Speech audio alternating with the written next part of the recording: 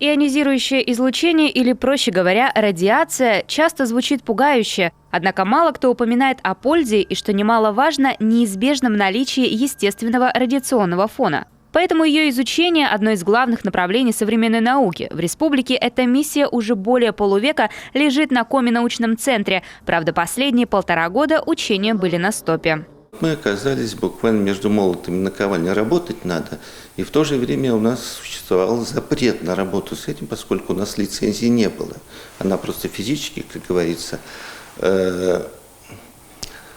истек срок использования лицензии. Понятно, что без лицензии работать нельзя. Поэтому было распоряжение по Коми-научному центру о запрете работы с источниками ионизирующего излучения. Я не полагаю и даже не думаю, что это как-то сказалось. Ведь кроме этого, Коми-научный центр уже давно работает на территориях с повышенной естественной радиоактивностью.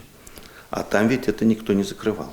Песок – полезные ископаемые и, как результат, возможность радиации в строительных материалах. О ее наличии человек может и не знать вовсе, чего точно не скажешь об искусственных источниках. Например, аппараты для рентгена и флюорографии в больницах, самолеты для комфортного передвижения по миру. С 2018-го у нашего региона главное преимущество в изучении такого излучения. В радиационной лаборатории появилась единственная в стране установка хронического облучения. Установка хронического облучения, она создана специально по заказу нашего института.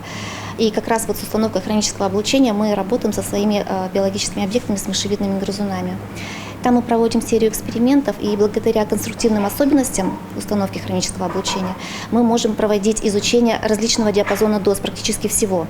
Так, на мышах удалось установить, что побочные эффекты от излучения могут передаваться через поколения. Другие подопытные тропические мухи испытывают на себе уже другое, положительное влияние радиации.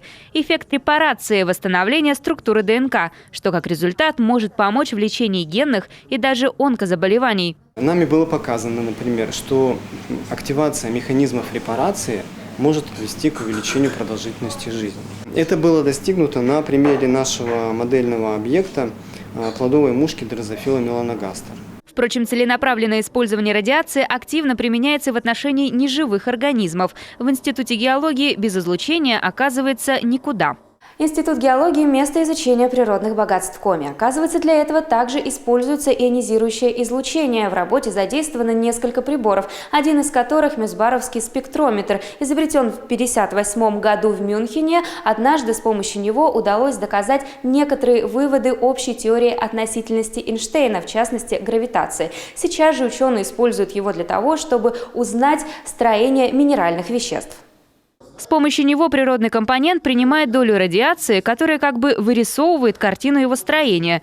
С ее помощью гораздо легче определить, где и, главное, каким образом добывать то или иное ископаемое. Это позволяет с огромнейшей точностью, с рекордной точностью изучить расположение железа, то есть расположение железа в разных кристаллических структурах.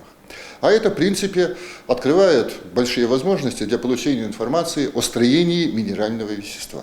Вот эта информация, она очень важна для получения, то есть для выработки методов изучения и далее разработки полезных ископаемых. Так, недавно использование радиации позволило шагнуть вперед в изучении и добыче титановых руд. На минуту Коми сегодня их самое крупное месторождение в мире. На повестке углубление в исследовании марганцевых руд. С разрешением использовать ионизирующие источники не исключено появление новых способов для развития добывающей промышленности. Евгения Кладкевич, Олег Юшков, телеканал Юрган, Сыктывкар.